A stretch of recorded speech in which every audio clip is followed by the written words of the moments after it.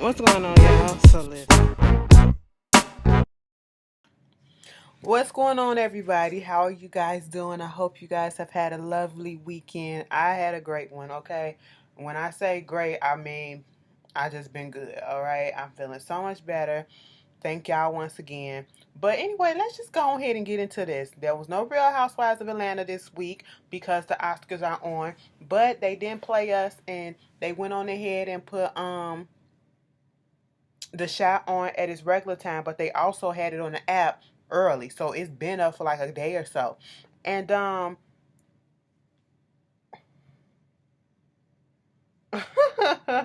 anyway, moving on from that.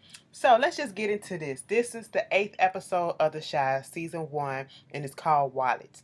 Um I feel a little way because we only got 2 more episodes left and things are really, really getting good.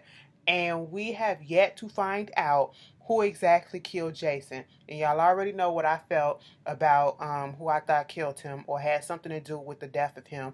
I feel like Wallace had something to do with it because Wallace is crooked. Case in point, y'all like my hair.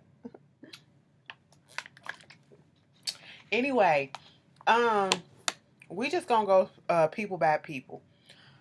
Emmett and his whole situation, I feel bad for him in a way because he was forced to grow up. When his baby mama, the second one, the third one I should say, came in there and just dropped the baby off Tiffany and was like, here, he your baby, here's the paternity test and all this shit and just left. I felt it was fucked up, but then again, I felt it's what he needed because he needed to grow up. He needed to grow up and start being a man, all right? And when I say a man, taking care of your responsibilities, okay? Taking care of all your kids and quit just, laying around, fucking around, making babies and trying to figure out how you're going to pay for this and pay for that. And then, spending your money on this and not what you really freaking need, okay? And so for her to just pop up out of nowhere and to take the baby away after he bonded with the baby, little EJ, and he made it seem as if he didn't give a shit about it. Like, we first see him, he's sitting at the table and he's playing on his phone, and it's understandable. Sometimes parents do need a break from their children, but you only had your child for 2 weeks, okay?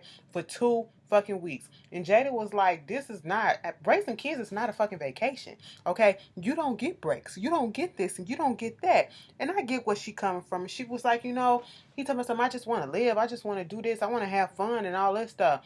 Okay, you can have fun, but you also have to understand that you do have responsibilities. That's with everyone.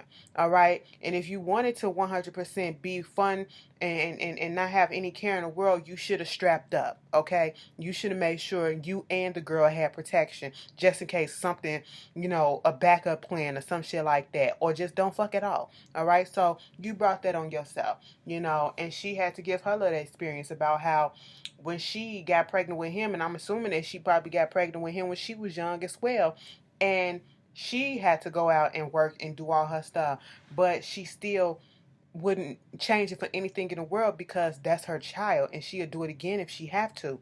And I love her for putting that out there and trying to get him to be motivated to get the fuck up and do some shit. Okay, your son just gone, and you okay with that? Like, come on, you was just the baby was trying to bond with you and you was building this repertoire with him and you just okay, you seem like everything cool, and then this is when he realizes that Jada got fired. He was like, Mom, don't you gotta go to work or something? She was like, no, I got let go. I was like, what happened? And I really thought at that moment when he was asking what happened, he did seem concerned. And I thought that would have been like a spark in him that would have been like, man, I need to step up. I really need to step up and I need to help my mom and I need to do this and I need to do that. It seemed like he was about to do something. He was concerned, like, you really need help, Mom? You need me? Look, I thought he was going to come back to the table and have a conversation with her and be like, Mama, it's okay. If you need me, I know I need to pull my weight around here. I'm going to be out here and I'm gonna be serious with it or whatever. But it just didn't happen. He just went on ahead and just left and to go do whatever the fuck he was about to go do. Um, that shit was just like, okay. But he going out and we see Jada, she goes over there to Miss Ethel's and, she sleep in the chair. She got freaking cornbread in the stove and it's overcooked, it's burning. And I'm like, damn, ain't no smoke detector. See, that's what I first noticed. If it's burning and the stuff was coming, the fumes was coming out, the smoke coming out of the stove, especially when Jada opened up the stove, all of that, if you had a smoke detector in your house in the car, it would have went off. And I said, this is an old woman who needs an at-home nurse to make sure she takes some medication, and there's not a working smoke detector up in the house. And if it's no working smoke detector up in the house, it's for damn sure ain't no working carbon monoxide detector. And I said, oh my goodness, okay. See, shit like that scares me. I don't girl, my, some people don't like when and this is why people put their parents in a home or whatever, or have them come stay with them, because it's just too much that can go wrong, and especially when they get to a certain age. But we see that Jada, she's so used to coming over there, and I think she was coming over there to tell Ethel that she was not going to be able to be her nurse anymore because she got fired. But because of the way that Jada, Ethel was kind of taken to her all of a sudden, like she was actually being there, and she was like, I developed a new system to help me remember to take my medicine, and that kind of gave her a little spark and was like, oh, okay, so all this time you've been cussing my ass out about this and about that, you really have been trying. So it's something that she appreciated, and it's like she enjoyed that. So I feel like Jada probably still gonna be coming there over there to check on Miss Ethel, regardless of the fact that she's not getting paid for it. And she lied and said, I don't. She probably is thinking about going back to church, but that wasn't what she was about to tell her. So she used that as an excuse. Um, Moving on from that, we see Emmett in the park with Kevin's sister, okay, and they on some little fake ass picnic. It was cute enough, and he out there, it's a father and a son playing catch, and the ball rolls over to him, and he throws the ball, gives the ball back to the little boy, and it was Kevin's sister that was like, don't you, what's going on with your son? I mean, she just took him out your arms and stuff like that. Shouldn't you be concerned and all this shit? And he was like, yeah, you know what? I should. I said, bitch, what? Emmett, your mama just said damn near the same thing that Tiffany just said. Nope, that's the baby mama. That the girl just said, right? And I was just like, oh, whatever. So he was like, come with me to he tried to call and see what's going on. He was like, that's my son. I said, now you waking the fuck up. Okay, now you need to stand up. At least he finally trying to get somewhere. I don't know how long it's gonna last, but okay. So he called her phone. It's disconnected. He trying some way somehow to get there and find her. It was like, let me go over to her mama house. She probably staying over there with the mama, okay? And she said, bitch, I'm not finna go with you. I just got my hair did, and ain't no bitch finna try to pull my tracks out. I said, bitch, you already fucking know. Bitch. She knew what it was, child. And like, cause we can get ignorant real quick. Bitch, who the fuck is this bitch? You trying to take my son around this bitch? Bitch, you dropped him off for 2 weeks. Ain't no telling how many other bitches been around that little boy. Anyway, he go over there to her mama house, and the mama was like, you all of a sudden want to come here and you want to act like you a daddy and shit. He was like, just tell me where she at. I don't know where she at. The mama hit the nail on the head that we all been thinking. Don't you got 2 other kids? We ain't never seen the 2 other kids, okay? So maybe he got a good relationship with the 2 other kids. And she was like, don't you got 2 other kids by 2 different other women? I said, well, damn, mama. So later on, he was still looking for the baby, and eventually he do find her. He found her in his house, and the door's unlocked, or it was open or something. The baby just sitting on the floor, and nobody's watching, and he was just about to pick up the baby and leave, and she comes out of nowhere like, what you doing and all this shit, put my baby down. He was like, you can't take my baby from me. Oh, so now you want to be a father? He was like, I had him for 2 weeks. Well, bitch, I had him for 2 years. She was making good points, he was making good points, but her actions, both of them are young and dumb, okay? Because he wasn't trying to take responsibility in the beginning because he didn't know that was his child. But then when he realized it was, and it was placed upon him, he did what he had to do eventually. Okay? And then you have her coming in, stepping in and out the child's life. You can't be doing that to kids like that.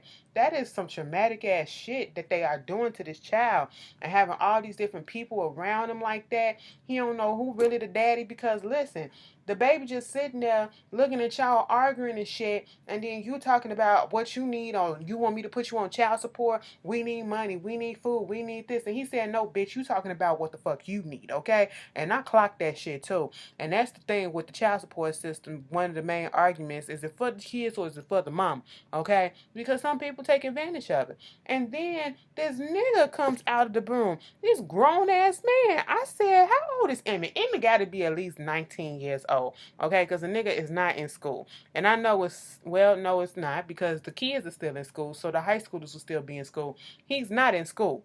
Okay? And I'm sitting here like, bitch, why are you with this grown ass man? Mind you, the grown ass man probably 23 years old. He probably 20 something, just looking all old as shit. But he was like, it's gonna be a problem. And Emmett, I understand you gotta choose your battles wisely, but bitch, it just wouldn't have been me. You would have had to beat my ass, because ain't no way in hell you gonna keep my son in this house with this dude. I don't know who the fuck that is. And then you step into me because I want to get my son. Like, bruh.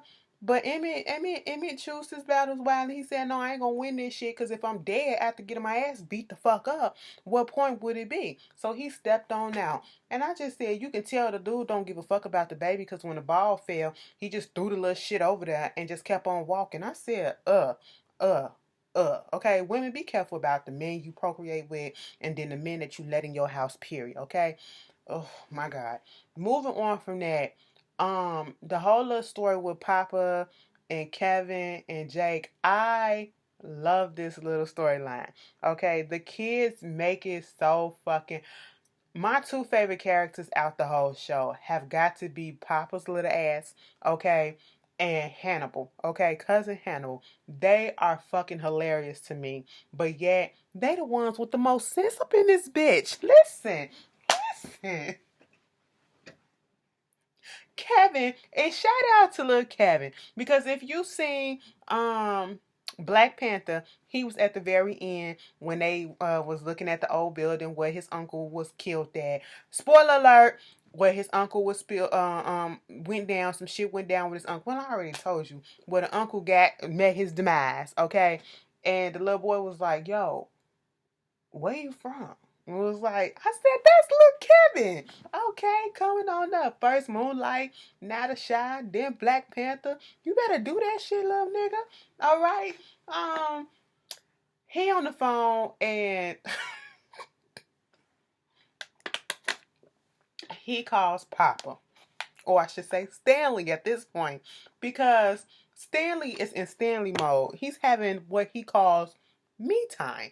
Okay? He's over there whittling or doing his little wood carvings and stuff. And he has this little church music playing. And he was like, I made a cross. I'm doing some stuff for my mama. I made a cross for Jake so he can get his life right. Cause bitch, the nigga is wilding out, okay? Papa is a grown ass man in a little kid body. That boy is hilarious. And the actor that is playing him doing a good job. The shit is so funny. Okay. Um, you know, Kevin just want Papa to bring Jake over there to them so that they can sit down and they can talk about what the hell is going on with Jake. I said, look at these little kids trying to be little men and get their friend together. I said, you don't have, when they say kids are dumb, not all kids are dumb, and not all kids are follow the leader type of shit. They know right from wrong. And this is what they're showing, that they know this is wrong and they need to bring their friend back before he go too far, before they lose him. And they talking about the whole shit when they was at the skating rink and he had the gun and all that stuff. And you know, they come over to the house, they playing 2K and shit like that. Pop up in there cursing. The mama was like, girl, what the fuck? I know I didn't hear that come out your mouth. Yes, ma'am, you did hear it come out my mouth, but I apologize and I will never use that tone again or that word. I said, you better switch it up with the politeness. Mind you, his parents are church people, okay? His parents are church people, and he know how to act in front of adults. But when he with his friends, cussing all up a storm, talking about this, talking about that, that's what kids do. And y'all can lie and say y'all ain't do that or they never hear that, but bitch, that's what we did when we was in school, because I was one of the main ones. I already told y'all that. But anyway, moving on from that, they was trying to, get into Jake and see what's happening with him. That's when the mama said, Kevin, come go to the store. Go to the store with me. Go to the store and get some groceries. He was like, oh man, he was like, take your little friends too. And so they go to the store, they getting all the stuff. And he was like, we got everything. This the last thing we need to get. And then all of a sudden Kevin was like, uh-oh, shit. And I was like, what? You gotta get the tampon.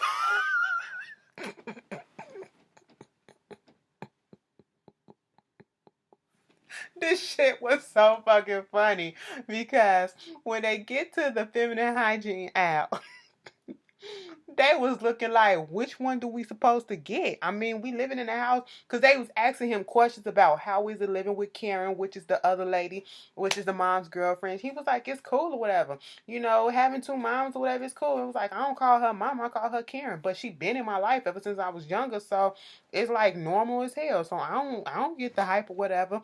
But when they get to that feminine hygiene aisle and they looking at the tampons and the pads, it's like, which one should you get? I mean, you got three women up in the house, and so which ones? Papa like, but I know, so and so. My mama used to get the pads and stuff like this, but see, my aunt, she gets this one and get that one. It was like, wait a minute, how the fuck do you know all this? Because I pay attention when I'm shopping with them. Okay, stay woke.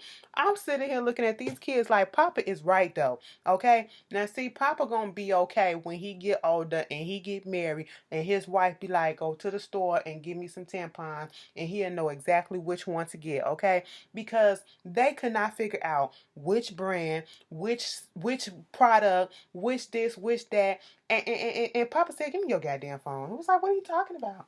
It was like, Miss Williams, yes, this is Stanley. This is Pop. No, I mean, this is Stanley. And we're in the middle of the feminine hygiene aisle. And I just want to know, which one do you want us to get? Like, do you want us to get unscented, scented? Do you want the plastic applicator? Because I heard that it could be, a little bit tougher using the cardboard applicator. Okay, yes, ma'am. I'll shut the fuck up. But which one do you want? Okay, you want the super, and then you want the regular. All right, all right. I said, you better push through, Papa. That shit was so funny. He said, now let's get the fuck up out of here. I said, bitch, Papa is good with me. So later they was trying to talk to Jake about the whole thing that was going on, and they tried, but it didn't get nowhere, because we see next week he gonna get into a fight with the little boy. He gonna get into a fight with that boy. And we get that. And I'm just go to Brandon right quick. Brandon is on, he wakes up on the couch at Jerica's place, him and Jerica's old place. Well, his old place and Jerica's place. And, they about to have breakfast, and, obviously they are on speaking terms right now, and they're just trying to figure things out. And she was like, what are you trying to do? It was like, you quit your job, so do you have a backup plan and all that shit? He was like, no. But at this point, stuff like this that I want to do, it costs money, and I don't have the money right now. He wants to open up a food truck. And it was like, if you sign them papers over, sign your place on the fucking deed saying that you're gonna sign over your part and sell that house, you can get the money. And so, eventually they was having a little tiff and disagreement about that, but he did stop being stubborn and go over there to his mom's place, and he signed on the line that he's okay with the sale. They got an inspector coming over there to look at the house, and he apologized for being stubborn and being, drawing this out and all this shit, and she understood. Now see, I like the fact that when we first saw Laverne looked like an alcoholic, drugged out type of woman, burdened down. Then she lost her son, and it's understandable for her to get into this depression. But then she found something that didn't keep her so deep into that depression and that grief. And she's actually looking like she's trying to at least get out of that and try to continue to enjoy life or whatever. I like seeing that part. But so I guess he got that. He goes over there to talk to Hannibal. Hannibal got this Chinese man living in the closet. He said, bruh, dude, they in the midst of talking about the weed stuff, and he wanted to borrow some money from him. He was like, how much? Like $50,000. $50,000. Damn, you got a business plan? He was like, no, because it's you. He was like, bitch, it's my money, so therefore I'm going to need a business plan for 50,000 goddamn dollars to see what the fuck it is that you finna do. And I said, come through, Hannibal. Hannibal done worked in corporate before, okay? So he know what he talking about. And it was like, they in the midst of talking, and the dude just comes out the closet, and Hannibal speaking Chinese with the man. And they looking, me and Brandon looking like, wait a minute, what? It was like, yeah, dude just live up in there. He fine. It's my tenant, and he want to live up in there. Baby got a flat screen TV up in there. Got a little bed right there. He don't need that much space. Then when he come back from the bathroom or whatever, he was talking about cracking jokes on Brandon, how short he is and all that shit. But eventually Hannibal is going to help him out and show him this food truck. This truck, this like an old ice cream truck, and they gonna fix it up, and everything's all to the good. He brings it back over there to Jerica's place, and Jerica sees it, and Jerica is happy. And I was like, what are we doing? Because I'm trying to take it back to where we at. Okay, I want to get back to us, and I want to give it another chance. And next thing you know, they start kissing, and I was like, yay, they back together. I said, you better not be no bitch and just fucking dumped him for what? He's like, my old ways is my old ways. I ain't do shit with that gun or whatever. They weren't even fucking on me. It is what the fuck it is, okay? I'm all to the good and I'm better, baby. I'm back with you, okay? She was like, all right, daddy. And I said, that's what the fuck I'm talking about, okay? Don't let that small shit get in the midst of something that's supposed to be beautiful. Anyway, moving on from that. When the episode starts off, it picks up right where we left off last week, because I could have went on ahead and finished it off with the Reggie shit, with the Kevin and Jake shit. But remember when Reggie, bitch, I could have sworn Sonny was dead. Bitch, I thought he was dead. Up until, Reggie was like, yeah, sit your ass down, Q. Sit your ass down. So they sit down. He was like, Trice told you about me.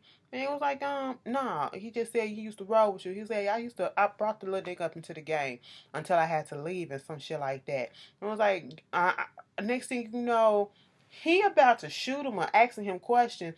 Sonny pops up out of nowhere and knocks the fuck out of Reg. And then he pulled that gun up, and Q was like, that's my nigga Sonny, yay, B, da da da. And next thing you know, Sonny pointing the gun at him. I said, bitch, what the fuck? I'm sitting here, that first 4 minutes of the episode, I was sitting here like this. I was at work watching it like, Sonny, don't kill your brother. He said, get the fuck out. You shouldn't have never came back, okay? Get your shit and get the fuck out. He threw their daddy whistle at him, and he said, get the fuck out. Take him and get your niggas and take his ass and get the fuck out, okay? I said, well, damn, Sonny is tired, okay? Y'all done fucked my shit up, all right? So, yes, I'm pissed. They take him to his house. Tep and JB, bitch. I said, JB kind of thick. Hey, JB. JB done did a bid or something. I know prison muscles when I see him. But anyway, JB was like, they was just sitting there, just waiting for that nigga to wake up, put the nigga on the floor. Had him sitting down, asking if anybody else still here, because it's a 2-bedroom apartment. It was like, we found out that Reggie daddy is in jail. The mama gone, and I don't know if she mean just gone or passed away or whatever. He didn't say nothing about Jake being there, but he saw the book bag, so that's it. He keep on questioning about Trice, about what happened with Jason, who killed him. Of course, Reggie gonna say he don't know.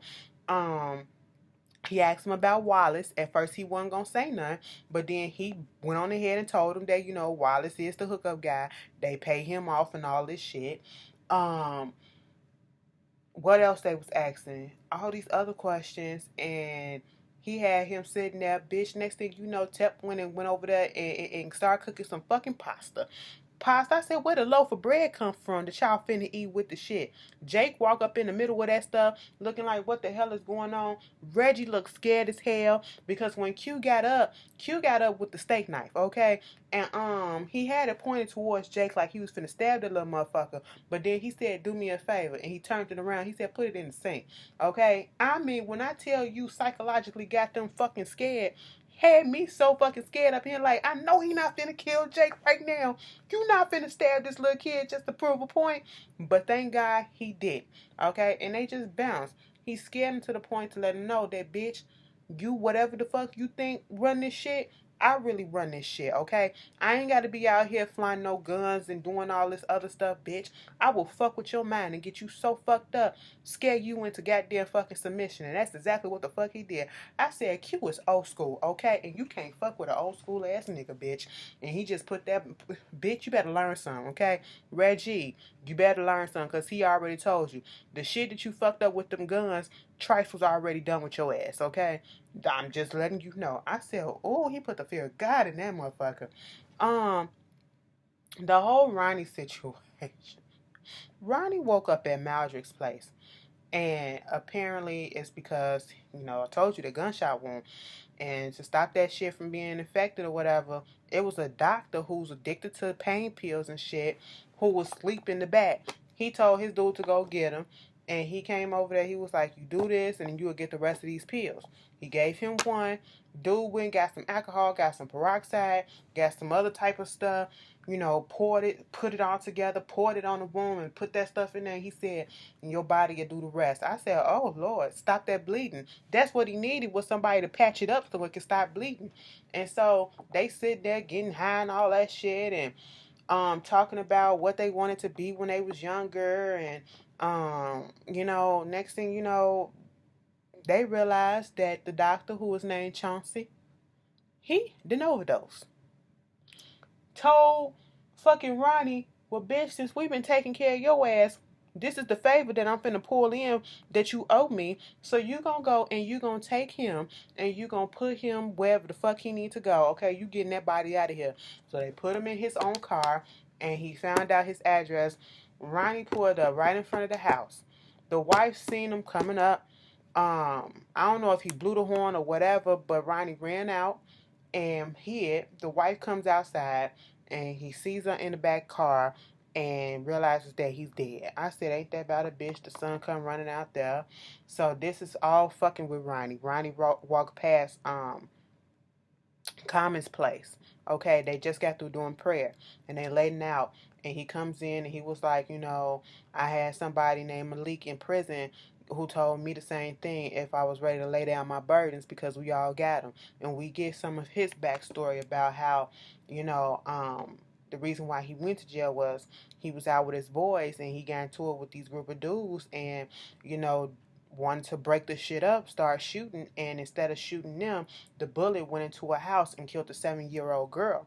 Okay, and so he had to atone for that, and he had to let that burden go, and that's when he found Islam and Allah in jail, and that's what he was just preaching that word. And the way that he made it seem, the way that he worded it, I was sitting here like, oh my God, I really need to confess some stuff. I need to get some burdens off my shoulder. And I was just sitting here like, this is how people probably do get converted into Islam. Because when you read the scriptures of Islam, the Quran and all that stuff, it's not this hateful religion. It is like a religion that's based off of love and compassion and stuff. So I was like, wow, okay, and at that point, Ronnie was being so standoffish at first, like he don't need nothing, but you need something because you came to this place. And soon as he got through talking, and he was like, well, whenever you ready, brother, and he grasped him, and he couldn't let him go before Ronnie just went on ahead and started breaking down. I said, Lord Jesus Christ. That just took me out. That last scene took me out because there is nothing. It does something to me when I see a grown man cry. It really does. Like, because, especially a grown black man, because I don't know, like, a lot of them grow up thinking that they not supposed to cry, not supposed to show certain type of emotions. God gave you tear ducts, okay, to clear them things out and to cry. Use them bitches, okay? It's not, you're not exempt from it. So that, I was appreciative of that, okay? But this was another good ass episode. I cannot wait until next week and then the week after that. It'll be over. But thank God they coming back for season 2. So, shout out to everybody at the shot and all that shit. You know, I want to be an extra up in the game. If y'all filming this shit, let me know, okay? I'm pretty sure y'all probably gonna be filming in the summertime, probably spring when it warm up out here. I'm finna be down there just so I can be popping up and be like, y'all can be like, bitch, look at Ashley big head ass. Yes. But anyway, I'll see y'all later. Peace.